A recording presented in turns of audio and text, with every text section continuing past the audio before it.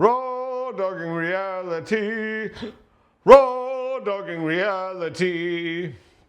So a couple weeks ago, on March 1st, Tatiana and I had this sacred union moment where I basically said, I'm going to coronate myself, which sounds a little ridiculous or egotistical, like who the hell calls themselves a king and coronates themselves.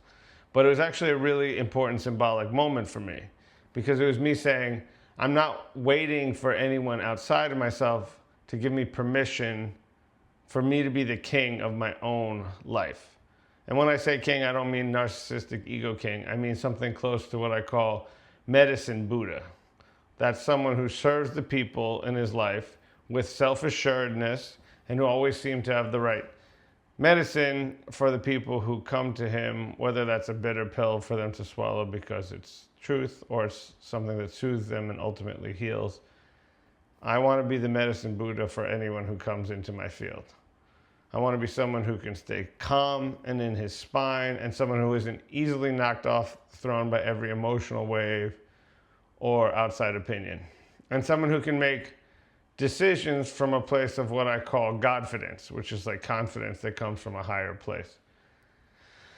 So all of that is to say, I have decided to live my life at age 42 as a sovereign being who is taking radical responsibility for myself. And sovereignty is actually a relatively new concept for me. I had to learn from Tatiana and her coaching world, because I honestly never would have even considered it. Because my identity was the good little boy who would make sure everyone else was okay first. That was my role in my identity. I grew up in a family where a lot of authority got outsourced to a kind of feminist matriarch, and that wasn't evil or any worse than outsourcing to some 1950s type of father. But ultimately, for me, any outsourcing of authority, whether to feminists or narcissistic men, ultimately doesn't work for me. And a lot of that is the same energy, actually, just from a female or a male. I notice a lot of men I grew up with, especially guys from places like LA or NYC, kind of upper middle class liberal environments, they have a similar condition with a smothering mother who's actually got this kind of domineering masculine energy. And we outsource authority to these smothering mothers or narcissistic fathers that we then project onto the world. So we might project that onto graduate school bosses, therapists, or parents themselves, sometimes even to our wives, who unconsciously take the role of mom or boss until we can claim the throne ourselves. And then what happens is you don't actually develop independence of thought and spirit. You end up waiting for someone else to tell you what you're allowed to lead or do in your own life. And I see two common patterns, two common trauma patterns around this externalizing of authority. One is what I'm talking about, which is the empath trauma or shame trauma. Is this okay, mommy trauma? These are the guys who grew up really sensitive, really tuned into everyone else, but also kind of afraid of being wrong or upsetting people. And a lot of the people, the men I was talking about before, that I tend to work with fit into this category. But there's another pattern too, which is also a failure to coordinate yourself, which is blame trauma, narcissistic trauma. I need everyone else to be different before I can be happy trauma. That's the guy who thinks everything is someone else's fault. The government, his ex, women, his boss. But here's the thing, both of these types of trauma still haven't, these types of people haven't coordinated themselves. They're still looking outside themselves to get their needs met.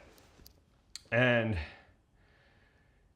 they're not going to be sovereign and give of their gift until other people change first. They're waiting on their wives to change or their bosses to change. So whether it's shame trauma or blame trauma, it's the same thing. At some point, you have to find that responsive, holy, Godfident, medicine Buddha place within and emanate outward from there. Otherwise, you're just on your heels your whole life.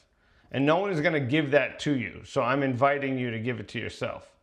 And even when I first brought up the idea of the coronation to Tatiana, she laughed at me. She was laughing it off. And I had to hold her gaze like Shiva and calm her body by having my own calm nervous system and saying, no, this is serious for me.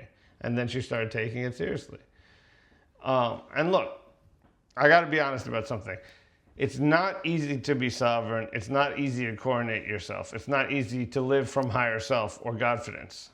Since March 1st, I've already gotten thrown off my throne a few times, and I relapsed into externalizing authority, looking outside myself to see if it's okay that I'm like this. And I just think that's conditioning. That's just what happens. A lot of us grew up with moralizing moms or dad who taught us there's a right way and a wrong way to do everything. So checking in on yourself for your own internal authority is very foreign at first. It's like breaking an addiction. So when we feel uncertain, we go looking to something external to blame or to tell us what to do. And I did that with a friend recently. I basically outsourced my authority to him, and now I'm resentful at him. It's not even his fault. I turned him into my mother. So if you're more on the narcissistic blame everyone else side, you might look outside of yourself in a different way than the way I did it, but the result is the same. You don't feel like a king within yourself. And then you have nothing to give. You're living a half-lived life and not giving of your gift. And that's ultimately, I'm quite positive, what we're all actually looking for. Whew.